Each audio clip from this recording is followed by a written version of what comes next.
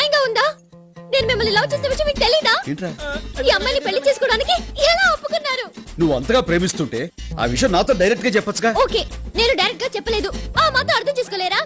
రైటే. ఏంటో చూస్తావు, సమాధానం చెప్పు. వాడేంటి చెప్పేది? నువ్వు చెప్పు. నువ్వు ప్రేమిస్తుంది వీడి కదా. ఛీ! క్షమించండి,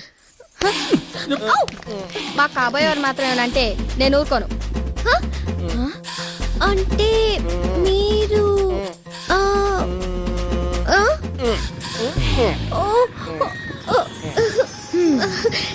నాకు ఇప్పుడే అర్థమైంది. నాకు ఇప్పుడే అర్థమైంది. మీ వాళ్ళతో మాట్లాడి మీ పెళ్లి జరిపిస్తాను.